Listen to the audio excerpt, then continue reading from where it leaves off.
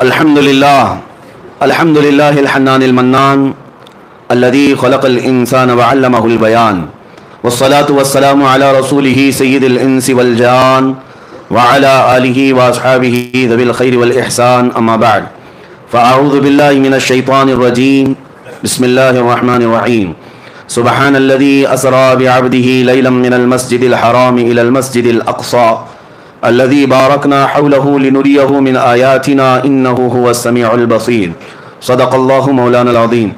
بارگاہ رسالت معاب صلی اللہ علیہ وسلم میں درود پاک کا ہدیہ پیش کریں. اللہم صلی علی سیدنا و مولانا محمد معدن الجود والکرم وآلہ واصحابہ الکرام وابنہ الکریم وبارک وسلم صلاۃ دائمۃ سرمدا ابدا. عرش پہ تازہ چھیڑ چھاڑ، فرش پہ طرفہ دھوم دھام، کان جدھر لگائیے تیری ہی داستان ہے. عزیزان گرامی وقار، آج کی یہ پاکیزہ محفل نبی رحمت شفیع امت آقا نامدار مدینے کے تاجدار روحی فدا محمد رسول اللہ صلی اللہ تعالی علیہ وسلم کے سفر معراج کی یاد کا حسین موقع اپنی زندگیوں میں اس کے انوار و تجلیات لوٹنے کا اور اپنی نسلوں تک اس عقیدے کو منتقل کرنے کا آج حسین موقع ہے. یہ رات شب معراج کے نام سے پوری دنیا میں پہچانی جاتی ہے. آج یہ کھچا کھچ بھرا ہوا مجمع جو مصطفیٰ کریم صلی اللہ علیہ وسلم کے سفر معراج کو سننے آیا ہے اور اپنی زندگی میں پہلی بار نہیں سن رہے ہیں، ہر سال سنتے ہیں. ابھی نعت گو شاعر نے آپ سے کہا کہ مجھے دیکھنے یہ لوگ آئے ہیں. نہیں میرے عزیزو، حقیقت میں یہاں پر میرے مصطفیٰ کو سننے کے لیے آئے. اور ایک حقیقت میں آپ کو بتا دوں، معراج کی محفل میں آنے کا ایک عظیم مقصد سب کا یہ ہے کہ دل میں جو ہے وہ چہرے پر عیاں ہوتا ہے. آج جو ہے منافق بھی پہچانا جاتا ہے اور مومن بھی پہچانا جاتا ہے. ہم معراج کی محفل میں آتے ہیں یہ بتانے کے لیے کہ ابو جہل والے ہیں یا ابو بکر صدیق والے ہیں. وہ اندھیریاں، وہ سناٹے، وہ ویرانیاں کہیں اور ہوں گی، لیکن سنیوں کی مسجد میں اجالے ہی اجالے. اس لیے کہ ہم رسول اللہ کے، جنت رسول اللہ کی، اور نور والے رسول ہیں تو محفلیں بھی نور ہی نور ہے. الحمدللہ میں سب سے پہلے آپ کو مبارکبادی پیش کرتا ہوں کہ اللہ تبارک و تعالیٰ نے تمہیں اجالوں میں رکھا اور قبر میں بھی اللہ میرے مصطفیٰ کا اجالا نصیب فرمایا. جن راتوں کو تم نے اجالا کیا ہے یہ میرے مصطفیٰ کی یاد میں اجالا کیا ہے. ہاں، لوگوں کو آج ہزار اعتراضات ہونے دو، معراج کہاں سے ثابت ہے، معراج کی شب میں مسجدوں کو لائٹنگ کیوں کیا جاتا ہے، کیوں کمکمے لگائے جاتے ہیں، کیوں سجایا جاتا ہے، یہ سب اعتراضات چھوڑو. یہ ایمان و نفاق کی بات ہے، ایمان و نفاق کی بات ہے. میں تو یہی بات جانتا ہوں کہ تمہیں تمہارے چور بیٹوں کے برتھ ڈے پر سجانے میں کوئی اعتراض نہیں ہوتا، تمہارے ناجائز ہیپی اینیورسری میں سجانے کو کوئی اعتراض نہیں ہوتا، اور ہمیں کائنات کے دولہا کے آنے پر سجانے میں یہ اللہ تعالیٰ کی عطائیں اپنے اپنے نصیب کی بات ہے. تمہیں چوروں کی خوشیاں مبارک، ہمیں رسول پاک کی معراج ہے. ہم نبی پاک صلی اللہ تعالیٰ علیہ وسلم سے ریلیٹڈ ہر چیز کی خوشی دھوم دھام سے مناتے ہیں، اور اللہ نے سنیوں کو ہی یہ حصہ عطا کیا ہے، میلاد بھی تم ہی مناؤ، معراج بھی تم ہی مناؤ. ہاں، نبی پاک صلی اللہ تعالیٰ علیہ وسلم سے ریلیٹڈ ہر چیز تمہیں وراثت میں دی گئی ہے. ہاں، جن کا حصہ نہیں ہے، جن کا نصیبہ نہیں ہے، مولا نے انہیں دنیا میں بھی محروم رکھا ہے، اور انشاءاللہ قیامت میں دیکھنا ہے. عرش حق ہے مسند رفعت رسول اللہ کی، دیکھنی ہے حشر میں عزت رسول اللہ کی، دیکھنی ہے حشر میں عزت رسول اللہ کی. حقیقت میں آپ کو بتاؤں، معراج کا واقعہ سنتے آتے ہیں ہم بچپن سے، اور پھر ہم اس کو دہراتے بھی ہیں، اس لیے کہ بچے جوان ہو رہے ہیں، جوان بوڑھے ہوتے جا رہے ہیں، اور حالات ایسے کہ روز روز نئی تحقیقات اور نئی نئی افواہیں، کسی کی طرف سے اعتراض، کسی کی طرف سے شک ڈالنا. لیکن یہ محفلیں ہر سال آتی ہیں اور ہمارے ذہنوں سے شک کے غبار کو دور کر کے یقین پیدا کرتی ہیں، اور ہم اپنے بچوں میں یہ عقیدہ ٹرانسفر کرتے جائیں گے، اور یہی بات بتاتے جائیں گے اپنے بچوں کو کہ نبی پاک صلی اللہ تعالیٰ علیہ وسلم کی معراج یہ صرف اور صرف ایک واقعہ نہیں ہے، ایک کسوٹی ہے پہچاننے کی، ایک کسوٹی ہے پہچاننے کی. مانتے ہو کہ نہیں مانتے ہو یہ دیکھا جائے گا، کیونکہ میرے آقا صلی اللہ تعالیٰ علیہ وسلم کو اللہ نے بہت ساری خصوصیات عطا کی. سب حضور نے قوم میں نہیں بتائی، حضور کو بہت کچھ عطا کیا گیا ہے، سب امت کے سامنے میرے آقا نے نہیں بتائی. لیکن معراج کا سفر حضور کر کے آئے، بتانا کیا ضروری تھا؟ حضور کو اللہ نے نوازا ہے، نبی پاک صلی اللہ تعالیٰ علیہ وسلم کو قرب میں بلایا ہے، ساری نعمتیں اللہ نے اپنے حبیب کو عطا کی، لیکن آ کر کے میرے آقا نے امت کے سامنے رکھا کیوں؟ बताया क्यों? इसी लिए कि अब देखा जाएगा मोमिन कौन है, मुनाफिक कौन है। ये बताना हुजूर पाक सल्लल्लाहु ताला अलैहि वसल्लम की सुन्नत है। और जो आज भौंकते हैं उन मौलवियों को मैं कहता हूं, हुजूर ने मेराज का वाकया खुद बयान किया। आज तक सुन्नियों की मजलिस से जो जो आलिम बयान करता है वो मेरे मुस्तफा की सुन्नत पर अमल करता है। मेराज का वाकया बयान करना खुद मेरे आका सल्लल्लाहु अलैहि वसल्लम की सुन्नत मुबारका है। हम उस अजीम सुन्नत को जिंदा करने आए हैं। मेरे अजीजों, मेराज का सफर जो है वह हकीकत में एक मौजज़ा है। वो एक मौजज़ा है। मौजज़ा किसे कहते हैं? यहां पर बहुत सारी मुझे आज बहस करनी है इल्मी एतबार से, दलाइल की रोशनी में, लेकिन उससे पहले मुख्तसर अंदाज में मैं वाक़या मेराज को अर्ज किए देता हूं। मेराज का सफर पहले सुन लेते हैं और उस पर आने वाले एतराज़ात, चाहे वो जदीद टेक्नोलॉजी के दौर में साइंस के एतबार से कोई या किसी भी अपनी मन घड़त तावीलात की बुनियाद पर एतराज़ करता है, तो हम उसका शाफी व काफ़ी जवाब रखते हैं। अल्हम्दुलिल्लाह नबी पाक सल्लल्लाहु ताला अलैहि वसल्लम के ऐलान नबूवत के बाद मुसलसल कुफार और मुशरिकीन की तरफ से तकलीफें बढ़ती जाती थीं। हर दिन एक नया फितना, हर दिन सहाबा की आजमाइश। नबी रहमत सल्लल्लाहु ताला अलैहि वसल्लम को किस तरह की अजियतें दी गई, बाइकाट किया गया, सोशल बाइकाट किया गया, नबी पाक सल्लल्लाहु अलैहि वसल्लम के गुलामों को मारा गया, कत्ल किया गया, शहीद किया गया, सब देखा। नबी पाक सल्लल्लाहु ताला अलैहि वसल्लम ने ऐलान नबूवत के 10वें साल के बाद गमगीन थे। आपका कल्ब अतहर गमगीन था। अल्लाह रब्बुल इज़्ज़त ने यही 26वीं रजब की का दिन गुजार करके जो 27वीं शब आई, जिब्राईल अमीन को भेजा कि जाओ, मेरा महबूब कबीरा खातिर है, मेरा महबूब गमगीन है, मैं महबूब को दुनिया की नहीं अपने कुर्ब की लज्जतें देना चाहता हूँ। हम और आप परेशान होते हैं तो हमारे दिल को बहलाने के लिए कई जगह हैं। कोई पहाड़ के ऊपर जाए, कोई समंदर के किनारे जाए, कोई बगीचे में चला जाए।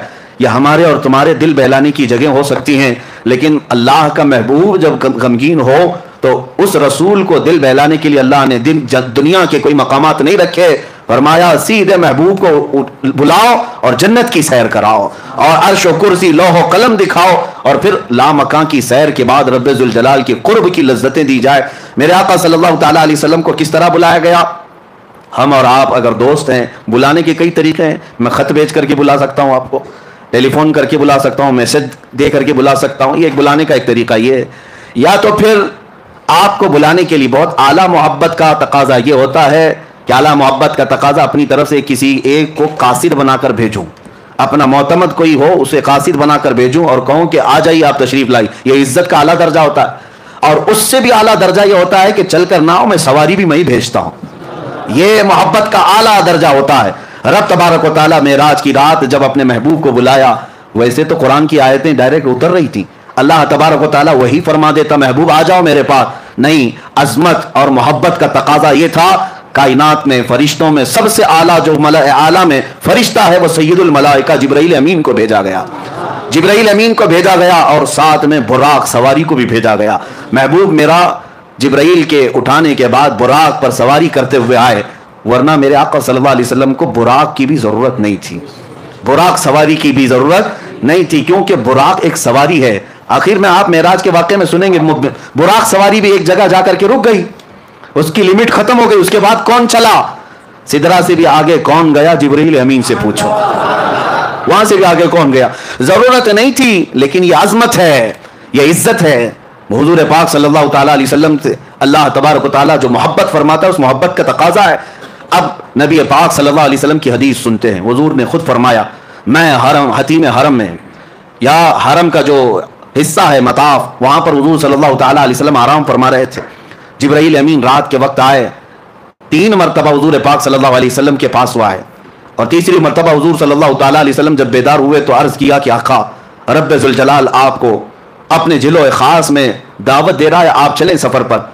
हुजूर को उठाया और इतना ही नहीं बल्कि चाहे जमजम के पास ले जाकर हुजूर पाक सल्लल्लाहु अलैहि वसल्लम का सीने अथर चाक किया गया, आपका दिल मुबारक निकाला गया और जन्नत की एक तशतरी में अनवार और तजल्लियात से भरा हुआ पानी था। उस पानी से रसूल करीम सल्लल्लाहु अलैहि वसल्लम के कल्बे अथर को धोया गया, फिर दोबारा आपके सीने मुबारका में रखा गया और उसके बाद फिर जिब्राईल अमीन ने अर्ज किया बुराक सवारी आपके लिए तैयार है। नबी पाक सल्लल्लाहु ताला अलैहि वसल्लम जब बुराक के पास गए, ये सवारी ना पहले आपसे किसी को दी गई और ना क़यामत तक किसी को दी जाएगी।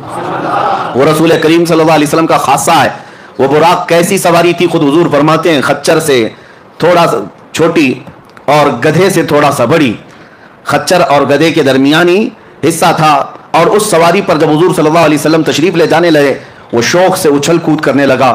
جبرائیل امین علیہ الصلوۃ والتسلیم نے ارشاد فرمایا براق تجھے معلوم نہیں سید الانبیاء تجھ پر سواری کر رہے ہیں. براق نے یہی کہا کہ اسی شوق میں اور اسی مست و شادمانی میں رقص کنا ہوں. اور نبی پاک صلی اللہ علیہ وسلم اس پر جب سوار ہوئے تو اس براق کی تیز رفتاری کا عالم یہ تھا جہاں تک نظر پڑتی ہے اس کا پہلا قدم ہوا کرتا. اب وہ سواری سے میرے آقا صلی اللہ تعالی علیہ وسلم نکلے اور آپ کے سفر کی جو پہلی منزل تھی وہ بیت المقدس. تقریباً مکہ مکرمہ سے بیت المقدس کا سفر 1400 کلومیٹر کے فاصلے پر ہوتا ہے. 1400 یا 1500 اس وقت کے میل کا حساب جو بتایا گیا ہے. عزیزان گرامی جب رسول کریم صلی اللہ تعالی علیہ وسلم وہاں پر تشریف لے گئے, میں ایک ایک چیز پر آپ توجہ دیں. جبرائیل امین دروازے کے باہر کھڑے ہو گئے اور حضور صلی اللہ علیہ وسلم اپنی سواری سے اترے. حضور فرماتے ہیں بیت المقدس کا دروازہ کھلا ہوا تھا, باب محمد اس کو کہا گیا, باب محمد کھلا ہوا تھا. رات کے وقت, کتنی رات گزری یہ پتہ نہیں, لیکن رات کے وقت مسجد کا دروازہ کھلا ہوا تھا. باہر پتھر لگے ہوئے تھے. جبرائیل امین نے ایک پتھر میں اپنی انگلی سے سوراخ کیا اور براق سواری کے رسی کو وہاں پر باندھ دیا. جیسے گھوڑے کو باندھا جاتا ہے وہاں آپ نے ایک سوراخ کیا اور اس سوراخ میں براق کے گلے سے جو رسی تھی اس رسی کو لگا دیا. اب رسول کریم صلی اللہ تعالی علیہ وسلم بیت المقدس میں اندر تشریف لائے تو دیکھا آدم علیہ السلام سے لے کر عیسیٰ علیہ السلام تک جتنے نبی تھے سب صف بستہ وہاں پر کھڑے تھے. سب کے سب وہاں پر کھڑے ہوئے تھے. اعلیٰ حضرت امام اہل سنت فاضل بریلوی فرماتے ہیں نماز اقصا میں تھا یہی سر آیا ہو مانے اول و آخر کہ صف بستہ پیچھے ہیں حاضر جو سلطنت آگے کر گئے تھے. سارے بادشاہ اپنے زمانے کے وہ انبیاء اکرام علیہ السلام تھے لیکن آج وہ مقتدی بن کر کھڑے ہوئے تھے. سب سے آگے میرے آقا صلی اللہ تعالی علیہ وسلم مصلی امامت پر گئے اور ان تمام نبیوں کی میرے آقا نے امامت فرمائی.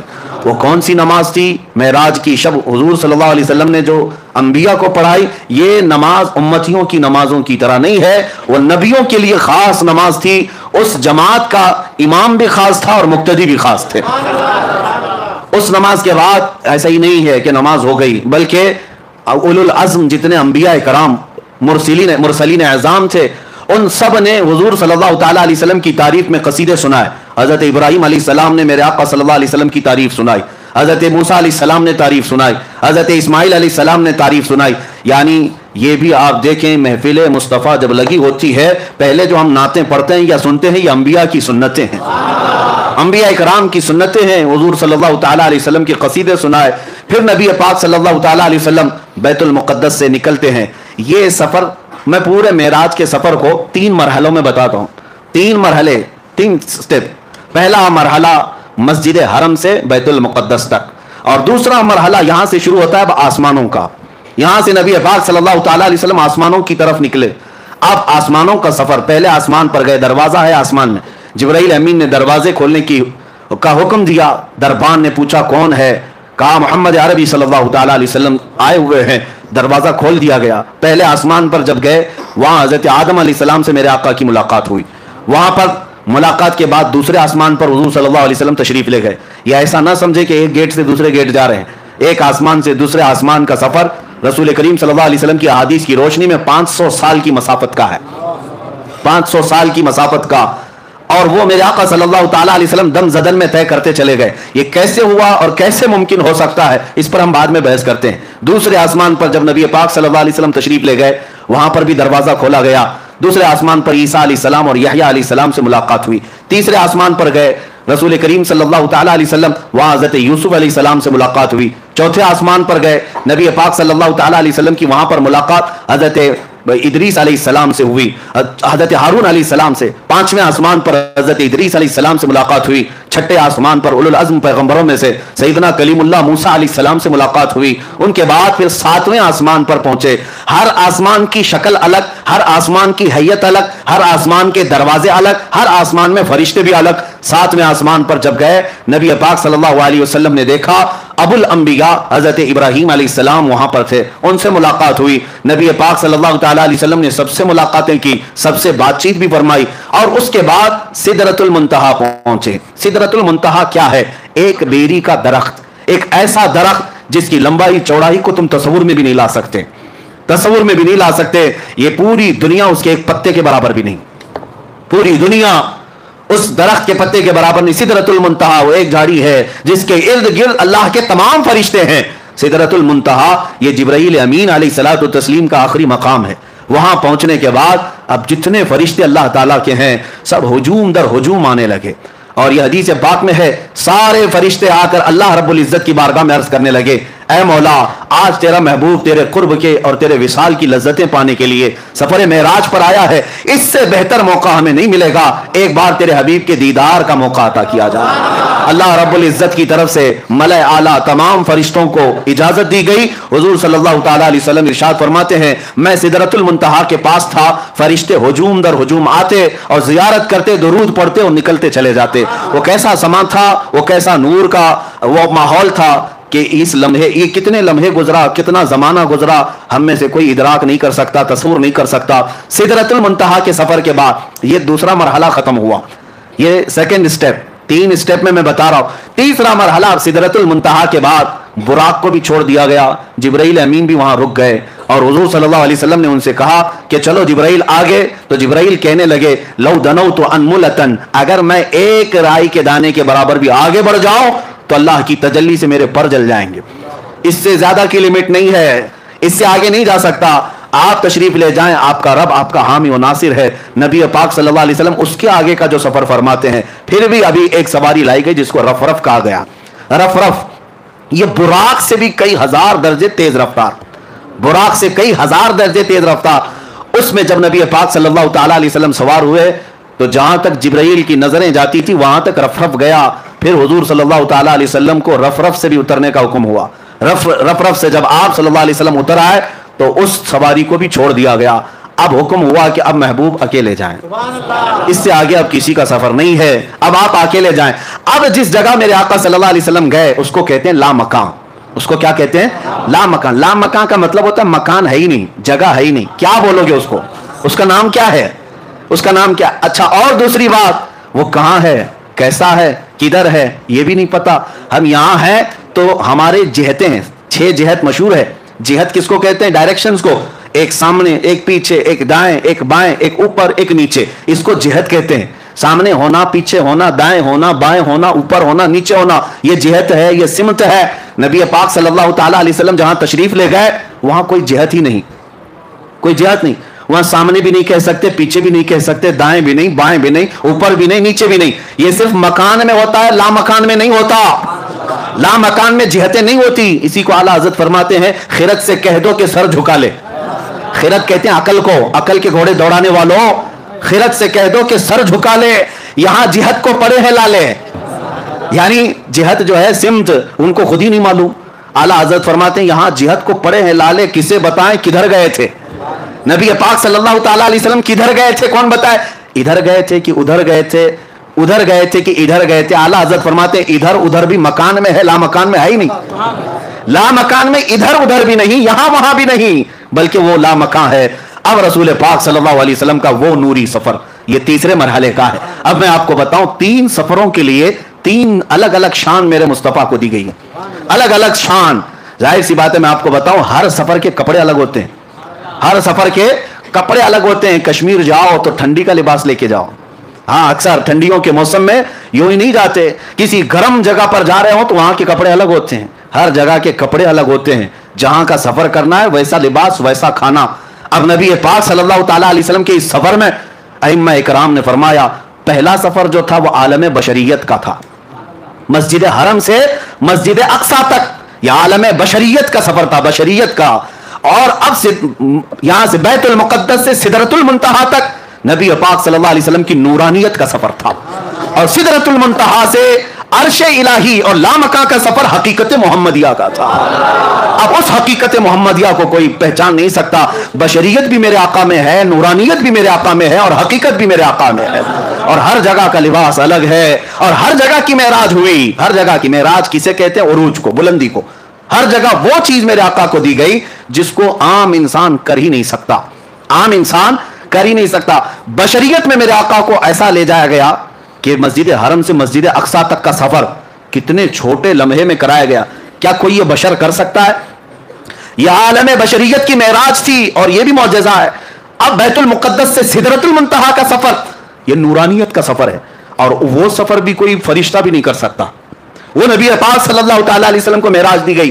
اب سدرۃ المنتہا سے رب ذوالجلال کی وصال اور قرب تک کی سب کا سفر یہ حقیقت محمدیہ کا سفر تھا. وہاں بھی معراج حضور کی بشریت کی بھی معراج ہے, نورانیت کی بھی معراج ہے, اور حقیقت کی بھی معراج ہے. ہر کیفیت اور ہر مرحلے کی معراج. اب یہ 3 مرحلوں سے جو سفر ہوا, اب میں آپ کو بتاؤں حضور رف رف کو چھوڑ کر پھر آگے کیسے گئے, آگے کیسے گئے, کدھر جاتے تھے, کہاں جاتے تھے. حضور پاک صلی اللہ تعالی علیہ وسلم فرماتے ہیں تنہائی کی وجہ سے بے چینی ہوئی, گھبراہٹ ہوئی. کسی کو ہوتی ہے بشریت کا تقاضا ہو, یا ایسی جگہ پر پہلی مرتبہ آمد جو جگہ ہی نہیں, وہاں کیا ہے, صرف نور ہی نور ہے, صرف نور ہی نور ہے. اور نور کا میں آپ کو بتاتا ہوں ایسا کیسے ہو سکتا ہے. لوگ سوچتے ہیں ایسا کیسے ہو سکتا ہے کہ آپ کہہ رہے ہیں دائیں بھی نہیں, بائیں بھی نہیں, آگے بھی نہیں, پیچھے بھی نہیں, ایسا کیسے. نور کا یہی خاصہ ہے, نور کا یہی خاصہ, اس کی اسپیشلٹی یہی ہے. میں ابھی پوچھتا ہوں مسجد میں لائٹ لگی ہوئی ہے, لائٹ تو اوپر ہے, اجالا یہاں ہے. اب مجھے بتاؤ یہ اجالا سامنے ہے کہ پیچھے ہے کہ دائیں ہے کہ بائیں, اجالا کدھر ہے, کوئی کہہ سکتا ہے؟ آپ کہیں گے نیچے بھی ہے, اوپر بھی ہے, دائیں بھی ہے, بائیں بھی نہیں. میں کہتا ہوں ایک جگہ بتاؤ, ایک جگہ بتاؤ یہ اجالا کہاں ہے, تمہارے سامنے ہے کہ پیچھے ہے کہ دائیں ہے کہ بائیں ہے. آپ کو مجبوراً کہنا پڑے گا یہ اجالے کی کوئی سمت ہی نہیں ہوتی, یہ اجالے کی کوئی جہت ہی نہیں ہوتی, اس کا ڈائریکشن نہیں, یہ پھیلا ہوا ہے. نبی پاک صلی اللہ علیہ وسلم جس لامقام میں گئے تھے وہ نور علی نور ہے, وہاں کوئی سمت نہیں تھی. اب نبی پاک صلی اللہ تعالی علیہ وسلم جب آگے بڑھنے لگے پھر رک گئے, آگے بڑھنے لگے پھر رک گئے. سنو اب اے محبوب اب رک جائیں, آپ کا رب خود قریب آ رہا ہے. یہ اب محبت کے تقاضے, عظمت کے تقاضے, میں آپ کو بلایا ہوں بلا تشبیہ و بلا تمثیل, ذہنوں کو قریب کرنے کے لیے کہہ رہا ہوں. آپ سے میں محبت کرتا ہوں, بلایا میں اپنی جگہ پر, اپنے گھر پر, قاصد بھی بھیجا, سواری بھی بھیجا, آپ آئے میرے گھر. مجھے پتا چلا میں جس مہمان کو اور جس محبوب کو بلایا ہوں آیا ہوں. اب اور اعلیٰ محبت کا تقاضا یہ ہے میں اپنے گھر کے صوفے میں بیٹھ کر انتظار نہ کروں, دروازے سے نکل کر کے تمہارا استقبال کروں, نکل کر میں تمہارا استقبال کروں. یہ اعلیٰ درجے کی عظمت ہوا کرتی ہے, بلا تشبیہ بلا تمثیل. میرے مصطفیٰ رب ذوالجلال کے قرب میں جا رہے تھے, بلایا گیا قاصد بھیج کر, بلایا گیا سواری پر بٹھا کر, لیکن جب اس جگہ پر پہنچے جس جگہ کا نام ہی نہیں ہے تو رب تبارک و تعالیٰ نے ارشاد فرمایا قف یا محمد ان ربک یصلی, اے محبوب رک جائیں آپ کا رب خود قریب آ رہا ہے. اب کتنا قریب آیا, کتنا قریب آیا. اب سورہ نجم کی آیتیں سنو, رب تعالیٰ فرماتا ہے ثم دنا فتدلی فکان قاب قوسین او ادنا, پھر وہ قریب ہوا اور قریب ہوا, پھر وہ قریب ہوا اور قریب ہوا, اتنا کہ 2 کمانوں کے بیچ کا جو حصہ ہوتا ہے اس سے بھی زیادہ قریب ہوا. اب یہ جو استعارہ اس کو کہتے ہیں عربی میں, تشبیہ دی گئی کمان سے. کمان کیوں, یہ بہت ہی نفیس بات ہے اس کے اندر, کمان سے بھی زیادہ قریب ہوا. آپ کبھی سنے آپ اپنی زبان میں کہ کمان سے بھی زیادہ قریب ہے؟ قاب قوسین, یہ قرآن پاک سورہ نجم میں قوسین کہتے ہیں. تیر کمان تو دیکھا ہوگا نا, ہاں کمان جو ہے وہ اس طرح سے گول, ہاف دائرہ, ہاف سرکل. یہ جو کمان ہے اس سے تشبیہ کیوں دی گئی؟ ایک 2 کمانوں سے بھی کم کا فاصلہ رہ گیا. اصل میں لوگ یہ سمجھتے ہوں گے یہ جو تیر کمان ہے یہ نہیں ہے, عربوں کی ایک کہاوت ہے یہ, کیونکہ قرآن عربی میں نازل ہوا عربوں کو چیلنج کرتے ہوئے. ان کے ہاں جو محاورے چلتے تھے وہ کیا ہے پتہ ہے؟ عرب قبیلوں میں, عرب خاندانوں میں ایک دستور تھا, 2 خاندان والے جب صلح کرتے, جب 2 خاندان والے کوئی معاہدہ کرتے, ایگریمنٹ کرتے کہ آج سے ہم اور آپ سگے بھائی کی طرح ہیں, محبت میں ہم ایک دوسرے سے بہت قریب ہیں, تو کیا کرتے تھے پتہ ہے؟ ایک خاندان کا لیڈر دوسرے خاندان کا لیڈر دونوں میدان میں آتے اور دونوں کے ہاتھ میں کمان ہوتے تھے. توجہ سے سنیں, دونوں کے ہاتھوں میں کمان ہوتے اور تیر بھی ہوتے. دونوں محبت کا ایگریمنٹ کر رہے ہیں, دونوں 2 خاندانوں میں جب صلح ہوتی اور محبت کا معاہدہ ہوتا تو یہ کرتے, دونوں کمان لے کر کے میدان میں آتے. اب کیا کرتے, اس قبیلے والا اپنا کمان اس کو دیتا, اس کا کمان خود لیتا, بدل ہوتے, عدل بدل. یہ اس قبیلے کی کمان لیتا اور وہ اس قبیلے کی کمان لیتا. اب کیا کرتے, سنیے عربوں کی محبت کے قصے.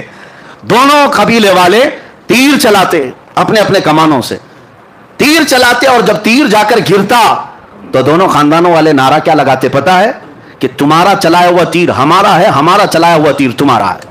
یہ محبت کے لیے یہ طریقہ ہوتا تھا. قوسین اس کو کہتے, 2 کمانوں کو, کہ جب بہت زیادہ قریب ہو جائیں تو میرا تیر تم چلاؤ, تمہارا تیر میں چلاؤں, لیکن بات یہ ہوگی سب میں کہ میرا چلایا ہوا تمہارا سمجھا جائے گا, تمہارا چلایا ہوا میرا سمجھا جائے گا. یہ عربوں میں قریب ہونے کو مثال دی جاتی, بلا تشبیہ و بلا تمثیل. رب ذوالجلال نے قریب بلا کر کے یہ ارشاد فرمایا, وہ عربوں میں قوسین بدل کر کے قریب ہونے کی بات کرتے ہیں, میرا محبوب تو اس سے بھی زیادہ قریب ہوا. اور اسی کو اعلیٰ حضرت اپنے قصیدے میں فرماتے ہیں, میں تو مالک ہی کہوں گا کہ ہو مالک کے حبیب, میں تو مالک ہی کہوں گا کہ ہو مالک کے حبیب. یعنی محبوب و محب میں نہیں میرا تیرا, محبوب و محب میں نہیں میرا تیرا, جو کام خدا کا ہے وہ کام میرے رسول کا ہے. اور قرآن میں بھی ہے, جو رسول نے فرمایا اللہ فرماتا ہے یہ میرا کام ہے. تو یہ قرب کے لیے کہا گیا, اتنا قریب میرے آقا تشریف لے گئے. اب میں آپ کو بتاتا ہوں اس کے بعد کیا ہوا. اس کے بعد کیا ہوا, وہاں پر رب ذوالجلال کو محبوب رب نے, حضور پاک صلی اللہ تعالی علیہ وسلم نے اپنے ظاہری آنکھوں سے دیکھا, صرف تجلی کو نہیں پوری ذات الہی کو دیکھا. اب یہاں پر جو اعتراض ہے, قرآن پاک میں لا تدرکہ الابصار, اس کو کوئی آنکھ دیکھ نہیں سکتی, اس کو کوئی آنکھ دیکھ نہیں سکتی. یہ آیت پڑھ کر کے بعض لوگ یہ کہتے ہیں یہ ہو ہی نہیں سکتا, حضور کیسے دیکھ سکتے ہیں. لیکن میں ان سے کہتا ہوں اس آیت میں اللہ نے یہ نہیں فرمایا کہ میں عطا کروں تو بھی نہیں دیکھ سکتا, یہ تو نہیں فرمایا. کوئی آنکھ نہیں دیکھ سکتی یقین ہے, لیکن وہ خود کسی کو طاقت دے دے تو ممکن ہے, ممکن ہے. مولا کریم, اب میں آپ کو اسی بحث کی طرف لے جاؤں گا. پہلے اس معراج کے واقعے کو کمپلیٹ کرتے ہیں, کیونکہ یہ ہمارا دستور ہے, پورا آپ سن لیں. قریب اتنا ہوئے, اب اس کے بعد کتنی دیر رہے, کیا باتیں ہوئی, یہ محبوب و محب کے راز ہیں. فَأَوْحَا إِلَىٰ عَبْدِهِ مَا أَوْحَا, قرآن میں یہ ہے کہ اللہ نے اپنے حبیب پر وحی کی جو وحی کی, خود رب تعالیٰ نہیں بتایا. قرآن میں ہر چیز بتائی گئی ہے, لیکن وہاں اپنے حبیب کو کیا باتیں کی, اللہ فرماتا ہے فَأَوْحَا إِلَىٰ عَبْدِهِ مَا أَوْحَا, اپنے بندے خاص سے جو باتیں کرنی تھی کر لیا, رب ہو گئی باتیں. اب اس کے بعد رسول پاک صلی اللہ علیہ وسلم ارشاد فرماتے, اللہ عز و جل نے اپنے دست قدرت کو میرے سینے پر رکھا, جس کی ٹھنڈک میں نے اپنے دل میں محسوس کی, اور اس کے بعد میں نے زمین و آسمان کی ہر چھپی ہوئی چیز کو دیکھ لیا, ہر شے میرے سامنے عیاں ہو گئی. پھر اعلیٰ حضرت اسی کو فرماتے ہیں, یا رسول اللہ, سر عرش پر ہے تیری گزر, در فرش پر ہے تیری نظر, ملکوت و ملک میں نہیں کوئی شے وہ جو تجھ پہ عیاں نہیں, اور کوئی غیب کیا تم سے نہاں ہو بھلا, جب نہ خدا ہی چھپا. سب سے اعلیٰ دنیا میں کوئی چیز آپ کو لگتی ہو تو آپ اپنے اپنے حساب سے عقل سے سوچتے ہوں گے آسمان سب سے بلند ہے فلاں اس سے, لیکن پوری کائنات کو بنانے والا رب العالمین ہے. اس رب العالمین کو جب رسول پاک نے اپنی آنکھوں سے دیکھ لیا, خدا دیکھ لیا, تو پھر خدائی کیا رہ گئی. خدا کو دیکھ لیا تو پھر خدائی کوئی چیز باقی نہ رہی, سب دیکھ لیا میرے آقا صلی اللہ علیہ وسلم نے. اب رب العالمین کے جلوے خاص سے جب آنا تھا تب واپس ہوئے, اور کتنے سال تھے, کب آئے, یہ نوری سفر ہے, اس میں کوئی بتا نہیں سکتا. واپس جب میرے آقا صلی اللہ تعالیٰ علیہ وسلم تشریف لائے تو آپ کو پتا ہے چھٹے آسمان پر حضرت موسیٰ علیہ السلام سے ملاقات ہوئی. اب یہاں پر بھی دیکھیں مہمان کے تقاضے کیا کیا ہوتے ہیں. پھر میں آتا ہوں ہماری زندگیوں کے معاملہ, پھر میں یہی کہوں گا بلا تشبیہ و بلا تمثیل, آپ سے محبت کرتا ہوں, بلانا چاہتا ہوں, قاصد بھیجا, سواری بھیجا, آپ آئے, گھر سے نکل کر کے میں آیا, استقبال کیا, آپ آ بھی گئے, بیٹھ بھی گئے, محبت کی باتیں بھی ہوئی, جانے لگے. محبت کا ایک اور عظیم اخلاقی اعتبار سے عظمت کی ایک نشانی یہ بھی ہے کہ جب محبوب جا رہا ہو تو خالی ہاتھ نہ جائے, مہمان جا رہا ہو تو خالی ہاتھ نہ جائے. محبوب آئے ہو عرش تک, محبوب آئے ہو معراج میں, جا رہے ہو تو تحفہ لے کر جاؤ. تحفہ, اب تحفہ کیا دینا چاہیے, میں تو یہی محسوس کروں گا بلا تشبیہ و بلا تمثیل, میں آپ کے مزاج کو دیکھ کر تحفہ دیتا ہوں. آپ آئے ہیں, آپ عطر پسند کرتے ہیں, عطر لے کے جائیے. آپ کو کپڑے پسند ہیں, کپڑے لے کر کے جائیے. آپ کو تسبیح پسند ہے, آپ وہ لے کر جائیں. ہر ایک آدمی پہلے پوچھ لیتا ہے کہ فلاں کو کیا پسند ہے. آپ اپنے گھر میں آنے کے وقت کئی لوگ پوچھتے ہیں کیا میٹھا پسند کرتے ہیں, کیا کھانا پسند کرتے ہیں. یعنی دستور زندگی کا یہ ہے, آنے والے کی پسند کی جاتی ہے اور وہی چیز کھلائی بھی جاتی, وہی چیز دی بھی جاتی. لیکن کمال ہے جب رسول پاک صلی اللہ تعالیٰ علیہ وسلم کو رب تعالیٰ تحفہ دے رہا ہے تو رسول پاک کی یقیناً پسند کے مطابق ہی دیا گیا ہوگا, پسند کے مطابق ہی دیا گیا ہوگا. اب یہاں سے پتہ چلتا ہے میرے آقا کا کمال, رسول پاک صلی اللہ تعالیٰ علیہ وسلم کو سب سے زیادہ کوئی چیز پسند تھی تو ہم غریب امتی پسند تھے. حضور کی یہی کی پسند ہے, امتی امتی. اسی لیے رب ذوالجلال نے تحفہ بھی کیا دیا, محبوب یہ آپ کی امت کے لیے ہے, یہ آپ کی امت کے لیے ہے, آپ لے جائیں. نبی پاک صلی اللہ تعالیٰ علیہ وسلم کو تحفہ ان کی سب سے عزیز چیز دی گئی. اسی لیے میرے آقا نے فرمایا جعلت قرۃ عینی فی الصلاۃ, نماز میں میری آنکھوں کی ٹھنڈک ہے. دیکھو تحفہ بھی وہی دیا گیا جو رسول کو سب سے زیادہ پسند تھا, اور لے کر کے تشریف لائے.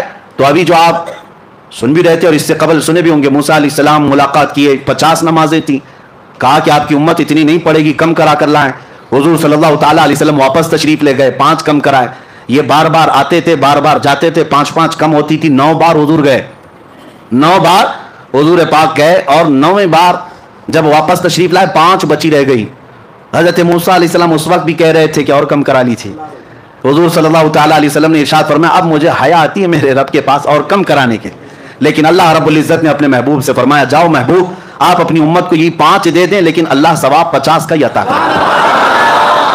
5 پڑھو گے لیکن ثواب 50 کا ہی دیا جائے گا. اس میں کوئی کٹوتی نہیں کی گئی ثواب میں. اب یہاں پر بات یہ ہے کہ ایک ہی بار کیوں نہیں کم کر دیے, ڈائریکٹ 45 کم کر دیتے, ڈائریکٹ ایک ساتھ کم کرتے یا 2 بار میں کم کرتے. اب سنیے, آپ کو وہ واقعہ معلوم ہونا چاہیے کہ موسیٰ علیہ السلام نے اپنے زمانے میں ایک مرتبہ اللہ کریم کی بارگاہ میں یہ عرض کیا تھا ربی ارینی, اے اللہ تو مجھے اپنا دیدار کرا دے. اور وہ ایک بار نہیں بار بار کہتے تھے اے اللہ تو اپنے جلوے دکھا, اے اللہ تو اپنے جلوے دکھا, اے اللہ تو اپنے جلوے دکھا. رب تبارک و تعالیٰ کی بارگاہ میں بار بار اصرار کر رہے تھے. تو موسیٰ علیہ السلام کو کوہ طور پر بلایا گیا, پہاڑ پر, اور کہا گیا کہ آپ یہاں کھڑے رہے, رب تعالیٰ اپنی تجلی کی ایک ہلکی سی جھلک آپ کے سامنے پیش کرے گا.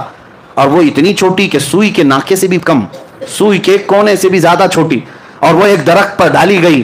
موسیٰ علیہ السلام جھپکتی آنکھوں سے ابھی دیکھ بھی نہ پائے تھے کہ بے ہوش ہو کر گر پڑے. قرآن پاک میں بھی یہ موجود ہے, فلما تجلی ربہ للجبل جعلہ, فلما تجلی ربہ, جب اللہ تبارک و تعالیٰ نے اپنی تجلی کو ظاہر فرمایا, خر موسیٰ صاعقا, موسیٰ علیہ السلام بے ہوش ہو کر گر پڑے. اور اس کے بعد پھر اٹھے تو کہا سبحانک تبت الیک, تو بہت بلند و بالا ہے میرے مولا, میں تیری طرف واپس آتا ہوں. یعنی اس بات کی طرف سے میں واپس آ جاتا ہوں, اب تمنا نہیں کر پاؤں گا. اب موسیٰ علیہ السلام نے بار بار اصرار کیا تھا رب کو دیکھنے کی, لیکن نہیں دکھایا گیا. اسی کو اعلیٰ حضرت فاضل بریلوی رحمۃ اللہ تعالیٰ علیہ فرماتے ہیں کہ تبارک اللہ شان تیری تجھی کو زیبا ہے بے نیازی. یا رسول اللہ, تبارک اللہ شان تیری تجھی کو زیبا ہے بے نیازی. کہیں تو جوش لن ترانی, کہیں تقاضے وصال کے تھے. وہ سرور کشور رسالت جو عرش پر جلوہ گر ہوئے تھے, نئے نرالے طرب کے سامان عرب کے مہمان کے لیے تھے. میرے آقا صلی اللہ تعالیٰ علیہ وسلم کو بلا کر دکھایا گیا. اب میں آپ کو بتاتا ہوں یہ 45 نمازیں 9 بار میں کم کیوں گئی. فقہاء کرام اور شارحین فرماتے ہیں موسیٰ علیہ السلام نے جو اصرار کیا تھا نا, اے اللہ تو دکھا دے, اپنا دیدار کرا دے, کتنی بار کیا تھا؟ 1 بار, 2 بار, 3 بار. موسیٰ علیہ السلام نے ٹوٹل 9 بار مانگا تھا کہ اے اللہ تو اپنا دیدار کرا دے. کتنی مرتبہ؟ 9 بار. اور اللہ کا ایک وعدہ ہے کہ اللہ اپنے نبیوں کی دعا کو رد نہیں کرتا, اور اگر فوراً نہیں قبول کی گئی تو تھوڑی دیر کے بعد قبول کی جائے گی, ابھی نہیں تو بعد میں. موسیٰ علیہ السلام نے 9 بار کہا تھا کہ مولا تو اپنا دیدار کرا دے, اپنا دیدار کرا دے, اپنا دیدار کرا دے. ان کی ہر دعا کو اللہ نے محفوظ کر رکھا تھا, ہر دعا کو اللہ نے محفوظ کر رکھا تھا. اے موسیٰ وہ وقت بھی آئے گا جب تجھے جلوے دکھائے جائیں گے, لیکن جب وہ وقت آیا معراج کا, اب رب تبارک و تعالیٰ اپنے حبیب کو جب بھیجا زیارت کے بعد, 6 آسمان پر موسیٰ علیہ السلام سے ملاقات ہوئی تو رب کا یہی حکم تھا, موسیٰ تم بظاہر اپنی آنکھوں سے ڈائریکٹ تو نہیں دیکھ سکتے تھے, اپنے حبیب کی آنکھوں میں اب میرے جلوے دیکھو. حبیب میری زیارت کیے آ رہا ہے, نظارے اپنی آنکھوں میں لیے آ رہا ہے. موسیٰ تم ڈائریکٹ تو نہیں دیکھ سکتے تھے, حبیب کی آنکھوں سے اپنے مولا کا دیدار کرو. ہم وسیلے والے اسی لیے ہیں میرے عزیزوں. اگر اعلیٰ حضرت کو پڑھو, کہتے ہیں بخدا خدا کا یہی ہے در, بخدا خدا کا یہی ہے در, نہیں اور کوئی مفر مخر. جو وہاں سے ہو یہی آ کے ہو, جو یہاں نہیں تو وہاں نہیں, ہاں جو یہاں نہیں تو. اعلیٰ حضرت نے سچ فرمایا, حضور کے پاس جاؤ تبھی دروازے کھلیں گے. یہی دروازہ رحمت ہے جو رب تک تمہیں پہنچانے والا ہے. اور شارٹ کٹ بھاگنے کی کوشش کرو گے تو کٹی پتنگ نہ جانے کہاں گر جاؤ گے, نہ جانے کہاں گر جاؤ گے. اور ہم نے دیکھا ہے جن کی ڈور کٹی ہوئی ہے, آج وہ بیچارے کسی کی دھوتی میں کسی کی ساڑی میں ہے.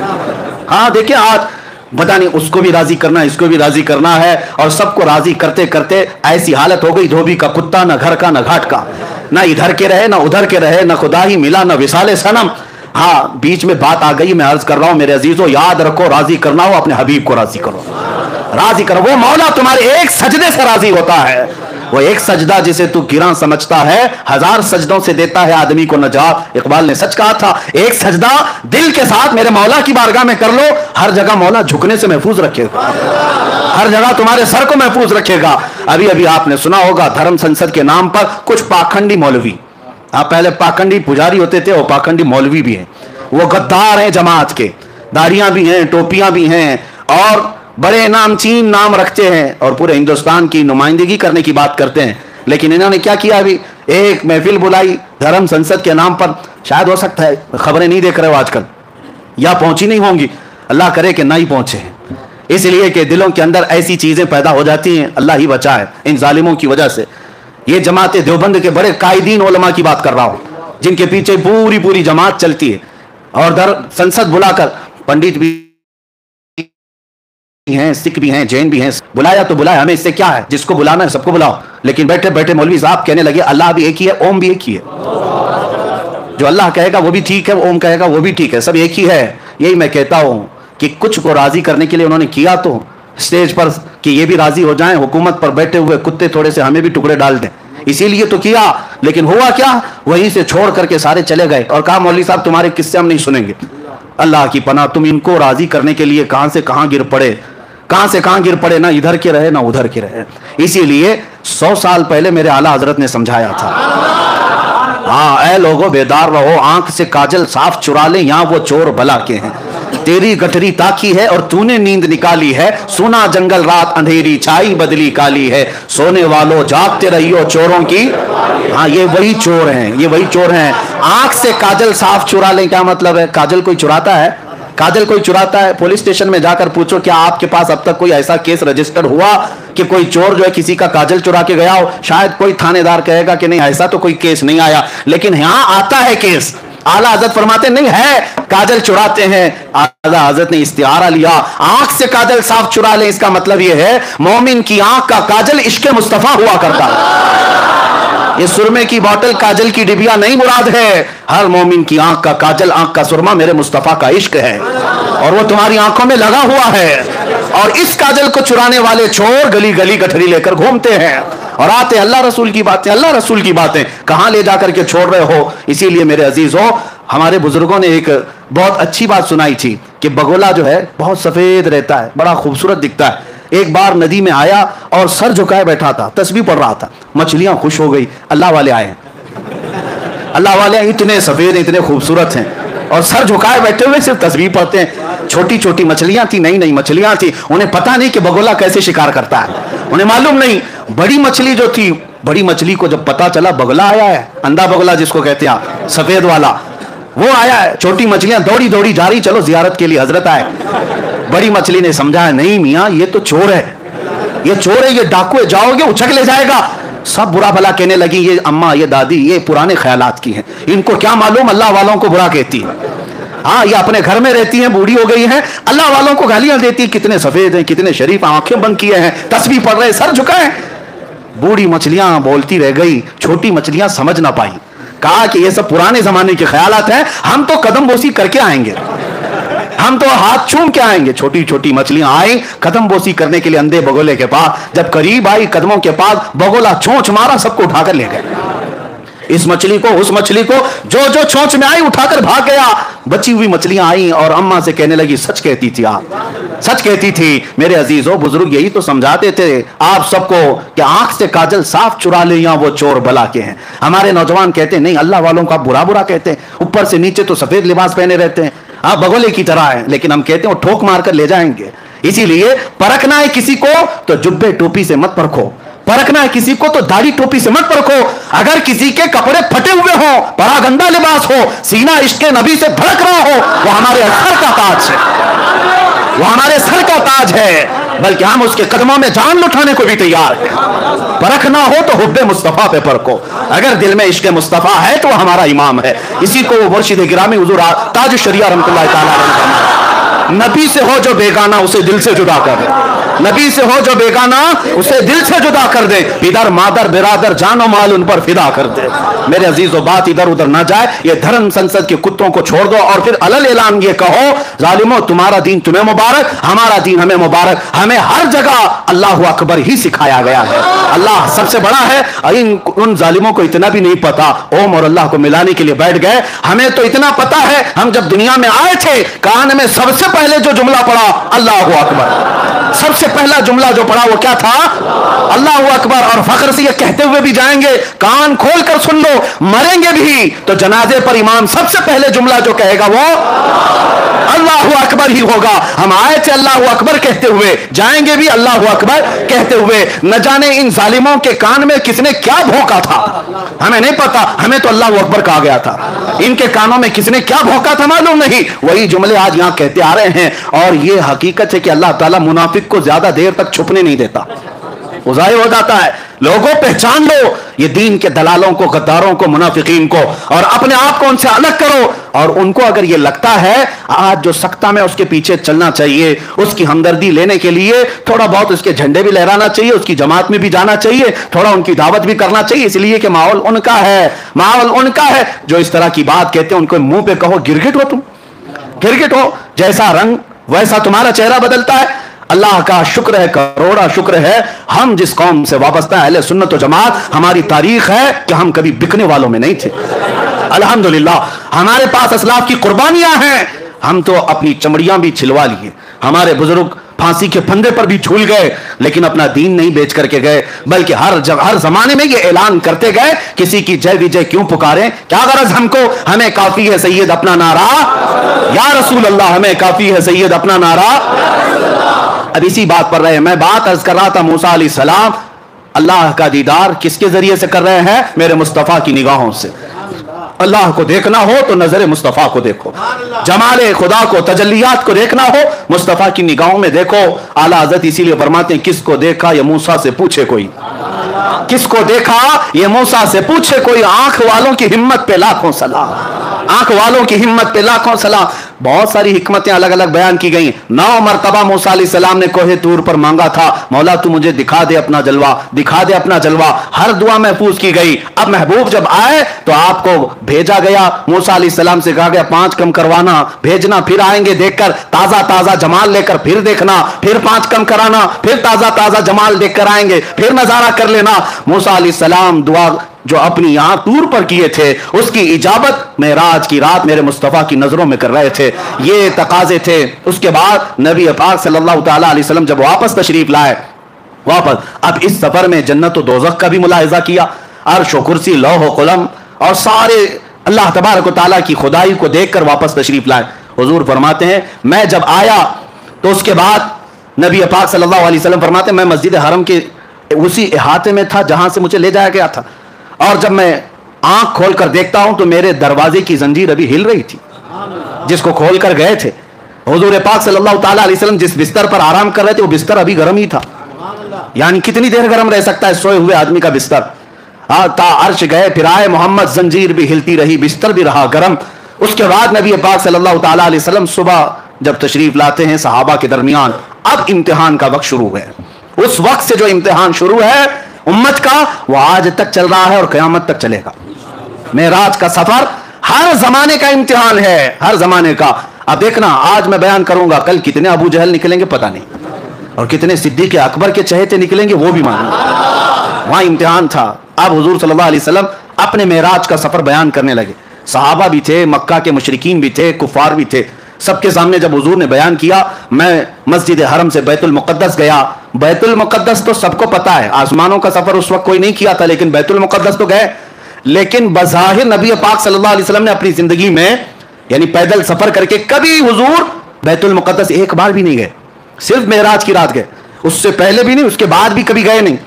हुजूर सल्लल्लाहु तआला अलैहि वसल्लम एक ही बार मेराज के सफर में बैतुल मुक़द्दस गए। जब सबको सुनाया और उसके बाद नबियों की इमामत का वाक़या, फिर आसमानों का सफर, फिर उसके बाद सिदरतुल मुंतहा, फिर अर्श व कुर्सी, फिर मकाम रब्बे जुल जलाल, विसाल की लज्जतें सुनाए। अब जिसको मानना था उन्होंने मान लिया, जिसको कुछ पूछना था उन्होंने पूछ लिया, और जिसको इनकार करना था वो ठट्टा मारकर भागने लगे। उसी महफिल से सबसे पहले चीख मार करके जो भागा था वो अबू जहल था। اس نے کہا کہ یہ سب من گھڑت قصے ہیں. اس نے برے برے الفاظ کہے کہ بہک گئے, دماغ میں فلاں آ گیا, اور نکل کر کے اس نے سوچا کہ اب یہ واقعہ بہت اچھا ہے ڈیمیج کرنے کے لیے. ہاں, لوگوں کو بتاؤں گے دیکھو ایسے ایسے قصے بیان کریں, ہو ہی نہیں سکتا ایسے. کون مانتا ہے ایسے واقعات کو اس زمانے میں جب سائنس ہی نہیں ہے, نہ کوئی راکٹ ہے, نہ کوئی پلین ہے کہ اڑ کر کے چلا جاتا, کچھ نہیں ہے. ابو جہل جب باہر نکلا تو سب سے پہلے ملاقات ابو بکر صدیق سے ہی ہوئی. حضرت ابو بکر صدیق محفل میں نہیں تھے جب حضور معراج کا واقعہ بیان کر رہے تھے, نہیں تھے, باہر سے آ رہے تھے کہیں سے. ابو جہل پکڑ لیا اور کہا ابو بکر ایک بہت اچھی خبر ہے. کہا کیا ہے؟ کہا مکہ میں ایک شخص آیا ہے اور وہ کہہ رہا ہے رات کے وقت وہ مسجد حرم سے اٹھا اور مسجد اقصی چلا گیا ایک ہی رات میں. کیا ایسا ممکن ہے؟ حضرت ابو بکر نے کہا ایسا کیسے ہو سکتا ہے؟ ایسا اتنا لمبا سفر 1400 کلومیٹر کا ایک رات میں کون کیسے کر سکتا ہے؟ وہ بھی اس وقت زیادہ سے زیادہ تیز رفتار اونٹ کی سواری تھی, اس کے علاوہ کوئی سواری نہیں. ایسا کیسے ہو سکتا ہے؟ تو ابو بکر صدیق نے جیسے ہی یہ جواب دیا ابو جہل ہنسنے لگ گیا زور سے. حضرت ابو بکر صدیق کو شک ہوا, پوچھا کون کہہ رہا ہے یہ بات, کون کہہ رہا ہے؟ ابو جہل نے کہا ابھی تو صرف میں نے مسجد اقصی تک کی بات کی, وہ تو اور آگے کی بات کر رہا ہے. تو حضرت ابو بکر صدیق نے کہا کہ اور کون کہہ رہا ہے؟ ابو جہل نے کہا تمہارا سب سے قریبی دوست محمد صلی اللہ علیہ وسلم. حضرت ابو بکر صدیق کہتے ہیں سن ابو جہل, تو بیت المقدس تک کے سفر کی بات کر رہا ہے, اگر میرے محبوب ساتوں آسمانوں کی بات کریں تب بھی میں مان لوں. ابھی اس نے کہا نہیں تھا کہ ساتوں آسمانوں کے سفر کی بھی بات ہے. خود سے صدیق اکبر نے کہا اگر میرے آقا ساتوں آسمانوں کی بھی بات کریں تب بھی میں حقیقت کو تسلیم کروں گا, اس لیے کہ میرا محبوب وہ ہے جس کو ساری دنیا امین اور صادق کہتی ہے. حضرت ابو بکر نے جب یہ کہا تو ابو جہل چہرہ لٹکا کر کے بھاگ گیا اور اس کا کام نہیں ہوا. حضرت ابو بکر صدیق فوراً آئے, مجلس رسول ابھی قائم تھی, حضور صلی اللہ تعالی علیہ وسلم ابھی تشریف فرما تھے, لیکن حضرت ابو بکر جب آئے تو اس وقت تک تو ابو بکر ہی تھے. جبرائیل امین حضرت ابو بکر سے پہلے آئے مجلس میں اور کہا اے اللہ کے رسول, آپ کا یار غار, آپ کا قریبی دوست ابو بکر آ رہا ہے اور اللہ فرماتا ہے آج سے آپ کے ابو بکر کا لقب صدیق ہے. صدیق کسے کہتے ہیں؟ سچ بات کی تصدیق کرنے والا, ہر سچائی کو ماننے والا اسے صدیق کہا جاتا ہے. یہ لقب کسی کے باپ نے نہیں, خود اللہ رب العزت نے عطا کیا. آج جو صدیق اکبر سے جلتے ہیں وہ جل کر کے مریں گے, حضرت ابو بکر کو صدیق کا لقب کسی اور نے نہیں, خود خلاق کائنات نے عطا فرمایا. رسول کریم صلی اللہ تعالی علیہ وسلم کے وہ عظیم ساتھی صحابی جنہوں نے اس وقت حضور صلی اللہ تعالی علیہ وسلم کی ہر چیز کو مان لیا جب لوگ انکار کر رہے تھے. اب سنیے, اب مزے کی بات یہاں سے, لوگ کیا اسی طرح چھوڑ دیتے؟ حضور صلی اللہ تعالی علیہ وسلم سے کچھ کفار مکہ نے سوالات پہ سوالات کی. کہا اچھا آپ بیت المقدس گئے تھے تو بتائیے بیت المقدس میں کتنے دروازے ہیں؟ آپ بتائیے. جو لوگ گئے تھے وہ تو کراس ویریفیکیشن کریں گے. حضور صلی اللہ تعالی علیہ وسلم کے بارے میں انہیں معلوم تھا, کبھی حضور گئے نہیں ہیں, تو کہا آپ بتائیے بیت المقدس کیسا ہے, مسجد اقصی کیسی ہے؟ نبی پاک صلی اللہ تعالی علیہ وسلم نے کہا آگے آ جاؤ بتاتا ہوں. جب آگے آئے نبی پاک صلی اللہ تعالی علیہ وسلم نے فرمایا اتنے دروازے ہیں, اتنی کھڑکیاں ہیں, ہر محراب کا ڈیزائن ایسا ہے, چھت ایسی ہے, صف ایسی ہے, محراب یہاں ہے, محراب مریم ادھر ہے, محراب زکریا ادھر ہے, محراب یحییٰ ادھر ہے. میاں ہم 10 سال اس مسجد میں نماز پڑھے, باہر گھر میں جا کر کے ابھی آپ کو پوچھیں مسجد میں کتنی کھڑکیاں ہیں, آپ کہیں گے نماز پڑھنے جاتا ہوں کھڑکیاں دیکھنے تھوڑی نا, آپ یہی کہیں گے. ابھی آپ بتاؤ, آنکھ نیچے کر کے بتاؤ اوپر چھت پہ کتنے پنکھے لگے ہیں, بتا پاؤ گے؟ ہو سکتا ہے اس مسجد میں کئی سالوں سے نماز پڑھ رہے ہیں, متولی صاحب بھی نہیں بول پائیں گے, نہ امام صاحب بتا پائیں گے کتنے پنکھے کتنے لائٹ, نہیں بتا پاؤ گے. حضور پاک صلی اللہ تعالی علیہ وسلم ہر نقشے کو بتا رہے ہیں, جبکہ امامت بھی فرما رہے تھے نبیوں کی, وہاں خطبے بھی ہو رہے تھے. حضور صلی اللہ تعالی علیہ وسلم کیسے بتا رہے تھے؟ حضور کیا بیت المقدس میں وہی ساری چیزیں دیکھ کر یاد کر کے آئے تھے؟ نہیں. صحابہ بعد میں پوچھتے یا رسول اللہ صلی اللہ علیہ وسلم آپ نے بیت المقدس کا نقشہ ایسا بتایا جیسے برسوں نہیں صدیوں کوئی دیکھ دیکھ کر یاد کیا ہو, یہ کیسے ممکن ہے؟ نبی پاک صلی اللہ علیہ وسلم نے ارشاد فرمایا اے صحابہ تمہیں معلوم نہیں, میرا رب پوری دنیا کو میرے ہتھیلی میں گھیر کر رکھا, جب میں جس چیز کو چاہوں ہتھیلی کی طرح دیکھتا ہوں. جب مجھے بیت المقدس کو بتانا تھا, بیت المقدس کا ہر نقشہ میری ہتھیلی سے زیادہ میرے سامنے آیا تھا. اسی لیے سنی کہتے ہیں ہم یہاں سے پکارے وہ وہاں سے سنے, مصطفیٰ کی سماعت پہ لاکھوں سلام. اور یہی تو سنیوں کا عقیدہ ہے, مجلس یہاں سجاتے ہیں دیکھتے میرے آقا مدینے سے بھی. اور میں تو اکثر مجلس ذکر میں سب سے پہلے یہ شعر پڑھتا ہوں. ہم اس لیے یہ مجلس سجاتے, یہی شعر میں سب سے پہلے پڑھتا ہوں. وہ آئیں گے, آتے ہوں گے, ابھی آئیں گے. وہ آئیں گے, آتے ہوں گے, ابھی آئیں گے. یہی سوچ کے ہم نے محفل کو سجا رکھا ہے. کوئی محفل میرے آقا کی نگاہوں سے پوشیدہ نہیں ہے. بیت المقدس کا ہر نقشہ ان کو جب بتایا تو کیا کہتے ہیں, اس کے علاوہ جواب کیا تھا؟ دم بخود رہ گئے. ایک بات یاد رکھیں, معراج کا واقعہ ایسی کسوٹی ہے, ایسی کسوٹی صرف اس پر ایمان والا ہی اتر سکتا ہے.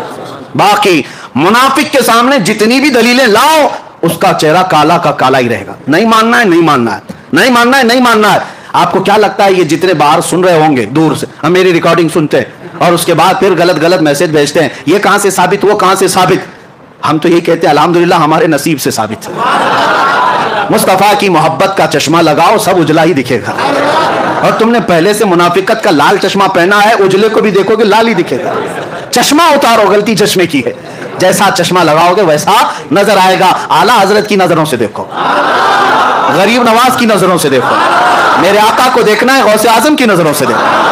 اور کتوں کی نظروں سے دیکھو گے, منافقین کی نظروں سے دیکھو گے, میرے آقا کیسے نظر آئیں گے.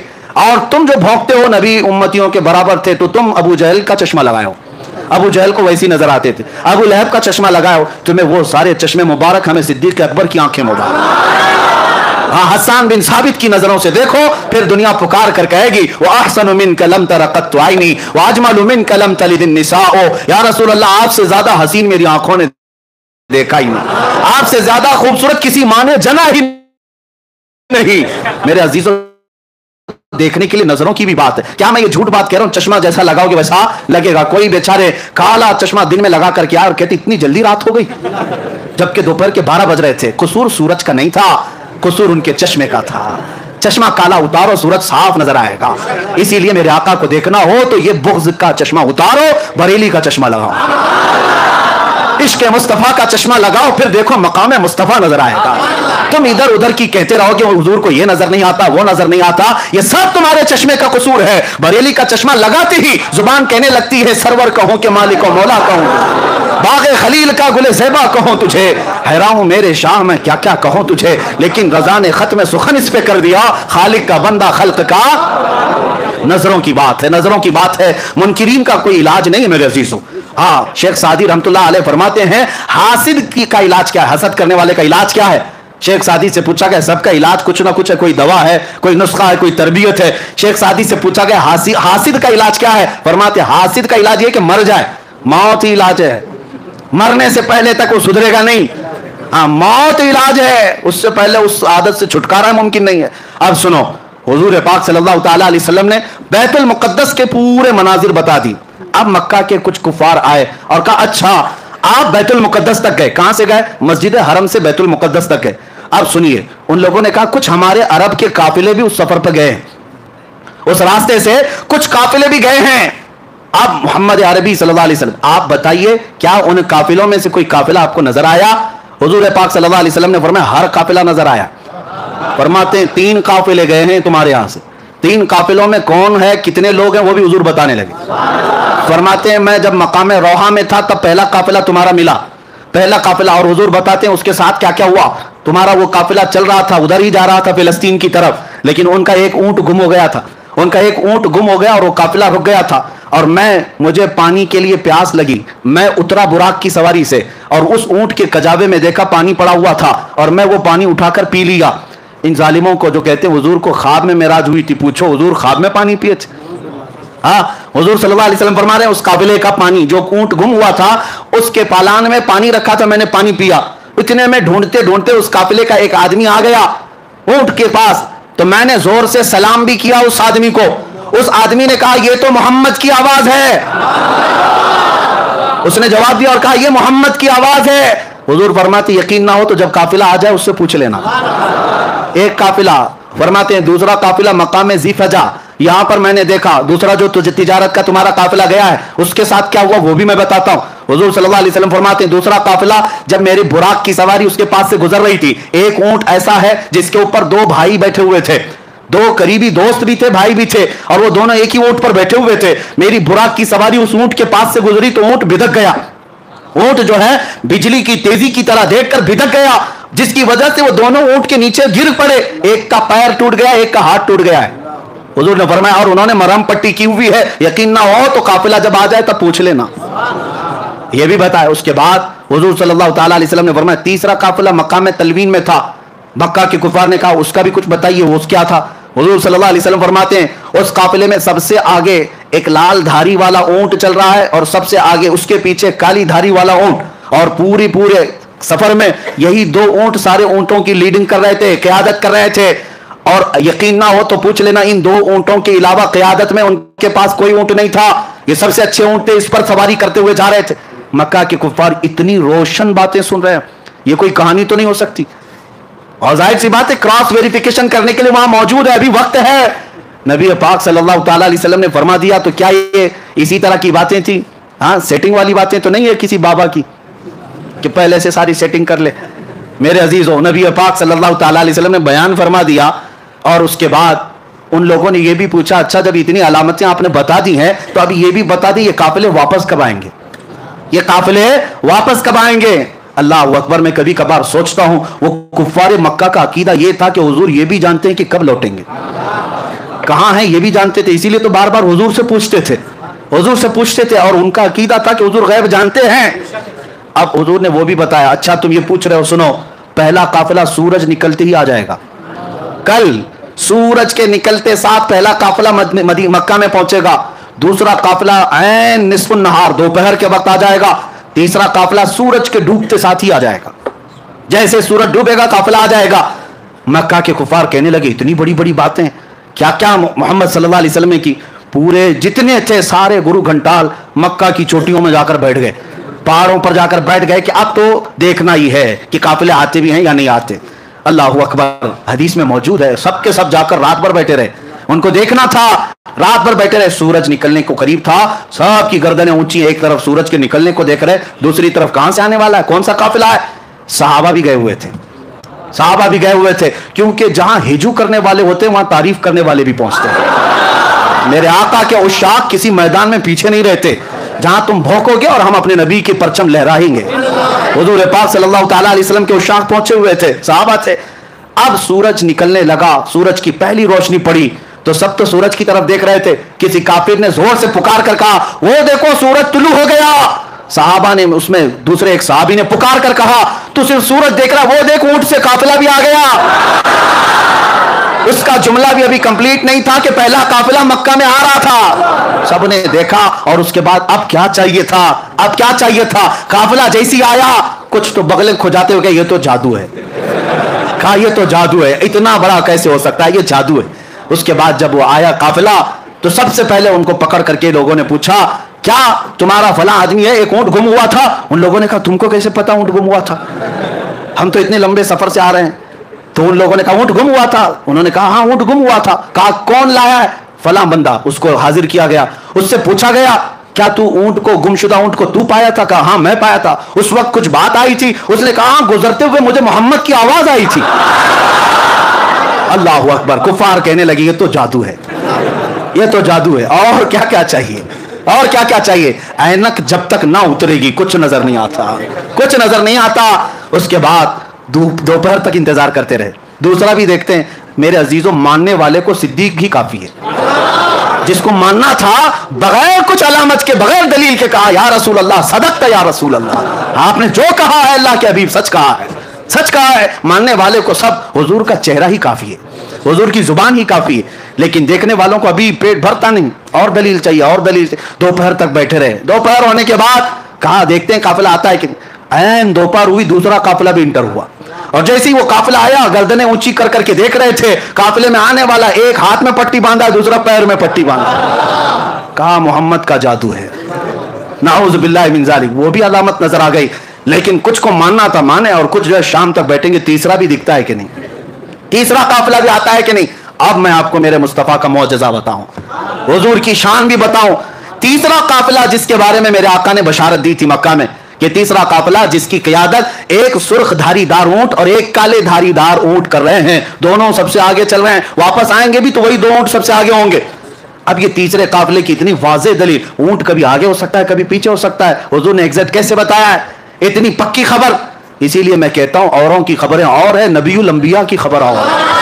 میرے عزیزو ایک بات کان کھول کر کے سن لینا، آسمان زمین پہ آ سکتا ہے، زمین آسمان پہ جا سکتی ہے، میرے مصطفیٰ کا قول جھوٹا نہیں ہو سکتا، رائی کے دانے کے برابر بھی غلط نہیں ہو سکتا، حضور نے جو فرمایا وہ حق ہے۔ تیسرے قافلے کے لیے شام ہو گئی، سورج ڈوبنے کو آ گیا، لیکن ہوا یہ کہ یہ تیسرے قافلے کا حال یہ تھا کہ ابھی مکہ سے کافی دور تھا اور راستہ بھٹک گیا، مکہ نہیں پہنچ سکتا تھا۔ یعنی یوں سمجھ لو کہ سورج ڈوبنے میں 5 منٹ رہ گئے اور قافلے کو پہنچنے میں ابھی 25-30 کلومیٹر باقی ہے۔ آج کے زمانے میں 25-30 کلومیٹر 5 منٹ میں نہیں طے کر سکتے، اونٹ کیسے طے کرتے؟ اتنا ہی باقی رہ گیا اور اونٹ وہ قافلہ راستہ بھٹک گیا۔ حضور پاک صلی اللہ تعالیٰ علیہ وسلم مکہ میں ہیں لیکن مطمئن ہیں، پرسکون ہیں، اس لیے کہ قافلے کے بارے میں حضور نے بشارت دے دی۔ اس کے بعد صحابہ کرام کی زبانی سنو، ادھر سورج ڈوبنے کو ہے اور قافلہ نہیں آیا، اب کیا ہوگا؟ حضور پاک صلی اللہ علیہ وسلم نے بشارت دی، حضور نے فرمایا رب کا حکم ہے سورج کو کہ اس وقت تک نہیں ڈوبے گا جب تک قافلہ نہیں آئے۔ سب سے آخری کنارے پر سورج جا کر رکا ہے، ڈوبنا ہے سورج کو، مولا کا حکم ہے سورج اس وقت تک ڈوب نہیں سکتا جب تک میرے حبیب کا قول سچا نہیں ہوتا۔ وہ رب ذوالجلال ہے، اسی کو اعلیٰ حضرت فرماتے ہیں دو عالم کی رضا چاہتے ہیں، خدا کی رضا چاہتے ہیں دو عالم، خدا چاہتا ہے رضا محمد۔ رب تعالیٰ میرے حبیب کی رضا چاہتا ہے، سورج کو حکم ہو گیا ڈوبنا نہیں اس وقت تک۔ فرماتے ہیں بہت وقت گزر گیا، سورج جہاں تھا وہیں ٹھہرا رہ گیا۔ آپ نے معجزہ پلٹ آنے کا تو سنا تھا، مولا علی کی نماز کے لیے سورج پلٹایا گیا، لیکن میرے آقا کا معجزہ یہ ہے جب وہ چاہیں پلٹا لے اور جب چاہیں ڈوبنے سے روک بھی دے۔ ہاں، اسی کو حضور تاج الشریعہ رحمۃ اللہ تعالیٰ علیہ فرماتے ہیں جہاں میں ان کی چلتی ہے وہ دم میں کیا سے کیا کر دیں، زمین کو آسماں کر دیں، سریا کو سرا کر دیں، بھری جنت ہبا کر دیں، نبی مختار کل ہیں جسے جو چاہیں عطا کر دیں۔ میرے عزیزو، سورج ڈوبنے سے پہلے جب آخری قطرہ سورج کا باقی تھا ویسے ہی قافلہ مکہ میں نمودار ہو رہا تھا۔ اب مکہ کے کفار نے کہا اب اس قافلے والوں کو دیکھنے کی بھی ضرورت نہیں، پوچھنے کی بھی ضرورت نہیں، 2 قافلوں میں جو ہوا وہی یہاں پر بھی ہوگا۔ جادو ہے، جس کو ماننا تھا وہ مان کر چلے گئے اور جنہیں انکار کرنا تھا وہ انکار کرتے رہے۔ اور میں آپ کو بتاتا ہوں ہماری ایسی ہزاروں تقریریں ہوتی رہیں گی، ہم سے اچھے علماء بڑے فقہا بیان کرتے رہیں گے، لیکن میں جانتا ہوں ہمارے سنیوں کو آیت جب پڑھتے ہیں تبھی پورا معراج کا واقعہ معلوم ہے۔ جب خطیب کہتا ہے سبحان الذی اسری بعبدہ، آیت پتہ ہے نا، سبحان الذی اسری بعبدہ، جیسی خطیب یہ آیت پڑھتا ہے ہر سنی کو پتہ ہے معراج کا پورا واقعہ بیان ہوگا۔ لیکن ہماری ہزاروں تقریریں ہو جائیں، کچھ لوگوں کو نہیں سمجھنا ہے، نہیں سمجھیں گے، چاہے ان کو آیتیں پڑھو چاہے حدیثیں پڑھو، ان کو نہیں ماننا ہے۔ کیوں؟ کالا چشمہ جو لگا ہوا ہے، اللہ کرے کہ وہ چشمہ اتر جائے اور عشق مصطفیٰ کا چشمہ لگائے۔ ہاں میرے عزیزو، یہ چشمے کی بات نہیں کر رہا ہوں، وہ چشمہ ہی کچھ اور ہے۔ اب سنیے بات میں یہ کہہ رہا تھا، اب اتنا ہی نہیں، اب ایک اور عظیم نقطہ میں بتاؤں۔ ابو سفیان ابھی ایمان لائے ہوئے نہیں تھے، کافروں میں، یہ روم گئے تھے، ملک روم، وہاں کا بادشاہ عیسائی تھا، عیسائی بادشاہ ہے، اور اس کے دربار میں ابو سفیان کیا شکایتیں لے کر گئے تھے اس وقت مکہ کے صحابہ اور حضور کے خلاف، بہت سارے سوالات۔ وہ وہاں کا عظیم الروم جس کو کہتے ہیں، اس نے پوچھتا تھا حضور صلی اللہ علیہ وسلم کے بارے میں، ابو سفیان کو سوال کرتا تھا، پہلے جس محمد کی تم برائی کر رہے ہو پہلے مجھے کچھ سوالوں کے جواب دے دو، پہلے یہ بتاؤ کیا وہ بادشاہوں کے خاندان میں ہے یا اپنے علاقے کے سب سے شریف خاندان میں؟ ابو سفیان کہتے میں چاہتا تو جھوٹ بولتا، لیکن وہاں صحابہ بھی تھے، سب لوگ کہتے کہ جھوٹا آدمی ہے، اور میں جھوٹا ہونا پسند نہیں کرتا تھا۔ کافر وہ اس وقت کفار مکہ میں سے کہا کہ نہیں وہ بادشاہوں کے خاندان میں تو نہیں، لیکن مکہ کے سب سے شریف خاندان قریش میں۔ پھر بادشاہ نے پوچھا ان کے ماننے والے غریب ہیں کہ امیر ہیں؟ تو ابو سفیان نے کہا ان کے ماننے والے غریب ہیں۔ پھر اس نے پوچھا ان کے ساتھ جو جنگیں ہوتی ہیں کبھی شکست کبھی فتح ایسا ہے؟ تو سفیان نے کہا ہاں کبھی شکست کبھی جیت۔ تقریباً 16-17 سوالات اس عظیم الروم بادشاہ نے جو عیسائی تھا اس نے کیا، اور اس کے بعد ابو سفیان سے وہ بادشاہ کہتا ہے جتنے میں نے سوالات کیے یہ سب پرانی کتابوں میں آخری نبی کی علامتیں بیان کی گئی، اور جو میں نے سوال کیا سب تو نے جواب دیا، یقیناً وہ آخری نبی ہے۔ ابو سفیان کہتے ہیں کہ میں تو گھبرا گیا، میں تو ان کو ڈیمیج کرنے آیا تھا، میں تو اس بادشاہ کے پاس عظیم الروم ہرقل کے پاس میں یہ کہنے آیا تھا کہ وہ سب سے برے لوگ ہیں اور وہاں مکہ میں فساد مچائے، لیکن اس کی تو بات ہی الگ۔ اب ابو سفیان کہتے ہیں کہ میرے پاس ایک اور آخری حربہ تھا، ایک آخری ہتھیار تھا کہ ان لوگوں کو میں کہوں اچھا سنو، جتنی علامتیں تم نے سنی وہ الگ بات ہے، ایک ایسا میں قصہ سناتا ہوں جس کے بعد تم ہنس پڑو گے۔ کہا کہ کیا قصہ ہے؟ کہا اسی محمد کا قصہ ہے، وہ ایسا قصہ سناتا ہے جس سے عقلیں ہنسنے لگ جاتی ہیں۔ کہا سنا تو کیا قصہ ہے؟ تو ابو سفیان سنانے لگے۔ وہ کہتے ہیں محمد ایک رات وہ حرم میں سوئے ہوئے تھے اور کوئی فرشتہ آیا اور انہیں اٹھا کر لے گیا، اور وہاں سے وہ بیت المقدس گئے براق کی سواری لے کر، اور وہاں پر جا کر انہوں نے سواری کو باندھ دیا اور بیت المقدس میں جا کر امامت کی۔ پھر آسمان وہ سب سنانے لگے اور پھر اسی وقت دربار میں بیٹھا ہوا 90 سال کا ایک عیسائی پادری، جس کے لیے بادشاہ بھی جھک جاتا تھا، 90 سال کا پادری تھا، وہ وہاں محفل میں بیٹھا ہوا تھا۔ صاحب تو دیکھنے آئے تھے کہ عرب والے کیا نئی خبر لے کر آئے۔ جیسی محفل میں ابو سفیان یہ واقعہ اس لیے سنا رہے تھے کہ ان کو لگ جائے کہ جھوٹا قصہ، کتنا بڑا گڑا ہوا قصہ ہے۔ وہ پادری کھڑا ہو گیا، اچھا یہ بتاؤ یہ تاریخ کیا تھی، یہ تاریخ کیا تھی؟ تو ابو سفیان نے کہا وہ 27 رجب کی تاریخ تھی۔ کہا بادشاہ میرے پاس ایک اور قصہ ہے، میں سنانا چاہتا ہوں۔ بادشاہ نے کہا کیا ہے؟ کہا اس کو اب اتنا قصہ روک دو۔ ابو سفیان نے سنایا، کہا میں بیت المقدس کی خدمت پر مامور پادری ہوں، میں بیت المقدس کا صفائی بھی کرمچاری اور وہاں کے امامت اور دیگر ذمہ داریوں کا متولی ہوں، لیکن جو تاریخ ابو سفیان بتا رہا ہے اس تاریخ کو رات کو میں بیت المقدس کے سارے دروازے بند کرتا ہوں، میں بند کرتا ہوں۔ میں آپ کو بتاتا ہوں ایک رات ایسی آئی تھی اور وہ 27ویں رات ہی تھی یہ رجب کی، کہ میں بیت المقدس کا سب سے بڑا دروازہ بند کرنے گیا، کسی طاقت کو لگائیں وہ بند ہی نہیں ہوتا تھا، بند ہی نہیں ہوتا تھا، یہاں تک کہ میں اکیلا نہیں، پھر لوگوں کو بلایا، سب کو بلایا آؤ دروازہ بند کریں، کیونکہ وہ کعبہ تھا اس زمانے کا، سارے لوگ اس کی طرف، بیت المقدس مرکز اور قبلہ ہے، لوگ اس کی طرف منہ کر نماز پڑھتے عبادت کرتے۔ سب کو بلایا گیا، سبوں نے طاقت لگا دی، دروازے کو نہ ہلنا تھا نہ ہلا۔ وہ پادری کہتا ہے ایسی سخت بات اور تعجب کی بات اس سے پہلے میں دیکھا ہی نہیں۔ تو دروازہ بند نہیں ہوا تو رات کو ہم سب نے یہ مشورہ کیا چلو اب تھک گئے سو جاتے ہیں، دیکھتے ہیں کل سب بیٹھ کر کے بڑے بڑے علماء کو بلائیں گے اور کیا ہوگا اس پر۔ وہ کہتا ہے وہ عالم تھا اس زمانے کا، 90 سال کی عمر ہو گئی، کہا میں جا کر سو گیا، سب چلے گئے سو گئے۔ صبح جب ہم اٹھ کر کے آئے تو دروازے کو ہلکا ہلانے سے ہی بند ہو گیا، دروازے کو صرف ہاتھ ہی لگایا تو بند ہو گیا۔ میں نے دیکھا یہ ماجرا کیا ہے، یہ ماجرا کیا، رات کو پوری طاقتوں سے بند نہیں ہوا؟ میں نے دیکھا کچھ الگ مسئلہ ہے۔